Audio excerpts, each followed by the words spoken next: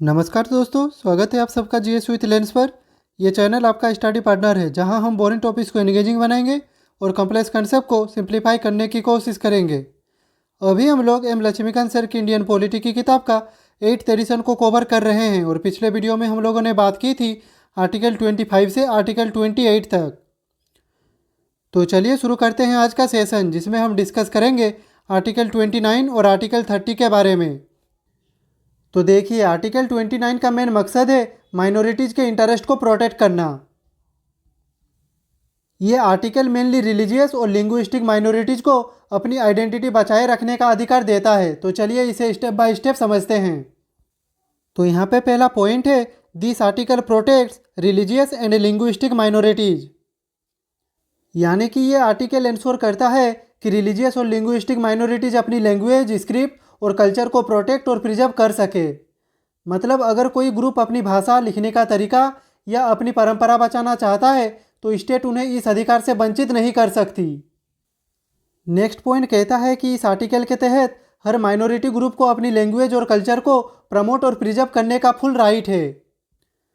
For example, अगर Tamil speaking लोग बंगाल में रहते हैं तो वो अपनी तमिल भाषा और संस्कृति को फ्रीली कंटिन्यू कर सकते हैं बिना किसी रेस्ट्रिक्शन के। यहाँ पे दोस्तों इंपॉर्टेंट बात यह है कि ये आर्टिकल सिर्फ माइनॉरिटीज तक सीमित नहीं है।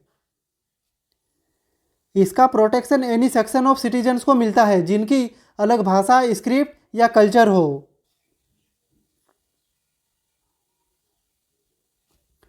मतलब चाहे वो मेजोरिटी हो या माइनॉरिटी, अगर उनका अपना डिस्टिंक्ट कल्चरल आइडेंटिटी है तो उन्हें भी प्रोटेक्शन मिलता है।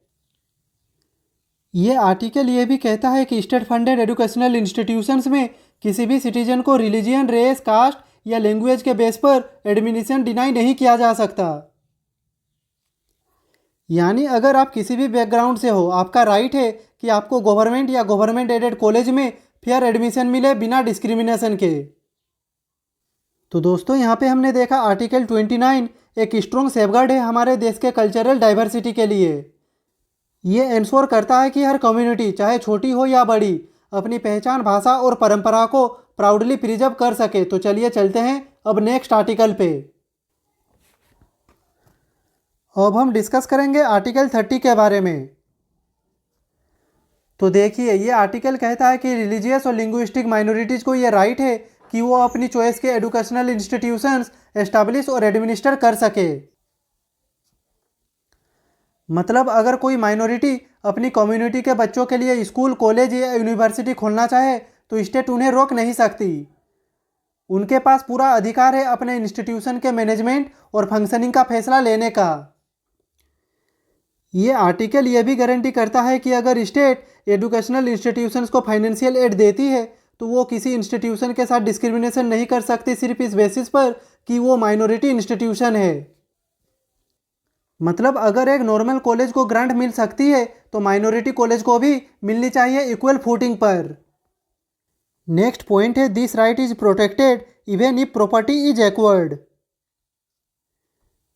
यानी अगर स्टेट किसी माइनॉरिटी इंस्टीट्यूशन की प्रॉपर्टी एक्वायर करती है तो भी उनका एडमिनिस्ट्रेशन और मैनेजमेंट का राइट प्रोटेक्टेड रहता है। इससे इंश्योर होता है कि स्टेट की पावर से माइनॉरिटी राइट्स कमज़ोर ना हो। यहाँ पे दोस्तों इंपॉर्टेंट बात यह है कि ये आर्टिकल सिर्फ रिलीजियस और लिंग्विस्टिक माइनॉरिटीज़ को ही कवर करता है। बाकी सेक्शंस ऑफ सोसाइटी के लिए ये आर्टिकल एप्लीकेबल नहीं है। तो यहाँ माइनॉरिटी का मतलब क्लियरली डिफाइंड है, रिलीजियन या लैंग्वेज के बेस पर। अब बात करते हैं सुप्रीम कोर्ट के एक इम्पोर्टेंट जजमेंट की, जो है TMA पाइकेस ऑफ 2002, जिसमें सुप्रीम कोर्ट ने आर्टिकल 30 के मीनिंग और लिमिट दोनों को समझाया। इस केस में सुप्रीम कोर्ट ने कहा कि माइनॉरिटी इंस्टीट्यूशंस के पास अपने एजुकेशनल अफेयर्स को मैनेज करने का फंडामेंटल राइट है। मतलब वो अपने टीचर्स अपॉइंट कर सकते हैं, स्टूडेंट्स एडमिट कर सकते हैं और रीजनेबल फीस डिसाइड कर सकते हैं। लेकिन यहाँ पे सुप्रीम कोर्ट ने यह भी क्लैरिफाई किया कि स्टेट उन इंस्टीट्यूशंस को रेगुलेट कर सकती है सिर्फ एजुकेशनल स्टैंडर्ड्स मेंटेन करने के लिए, कंट्रोल करने के लिए नहीं। यहाँ पे दोस्तों इंपॉर्टेंट बात यह है कि अगर कोई माइनॉरिटी इंस्टीट्यूशन स्टेट से एड रिसीव करता है तो उससे उनका माइनॉरिटी स्टेटस खत्म नहीं होता, वो अब भी अपने स्पेशल राइट्स और प्रोटेक्शन एंजॉय करते हैं अंडर आर्टिकल 30। तो दोस्तों यहाँ पे हमने देखा आर्टिकल 30 एक लीगल पिलर है जो माइनॉरिटीज़ को एजुकेशनल ऑटोनॉमी देता है। ये इंश्योर करता है कि उनके इंस्टीट्यूशंस अपनी आइडेंटिटी, क्वालिटी और वैल्यूज़ के साथ आगे बढ़ते रहे बिना किसी डिस्क्रिमिनेशन के। तो दोस्तों आज के लिए बस इतना ही। अगर आपका आज के सेशन से रिलेटेड कुछ भी डाउट हो तो आप कमेंट बॉक्स में पूछ सकते हैं। और अगर आपको यह वीडियो पसंद आई हो तो लाइक करें, कमेंट करें, शेयर करें और ऐसे ही इन्फॉर्मेटिव वीडियो देखने के लिए चैनल को सब्सक्राइब करें। मिलते हैं नेक्स्ट वीडियो पे, तब तक के लिए खुश रहिए, स्वस्थ रहिए। जय हिंद, वंदे मातरम, भारत माता की जय।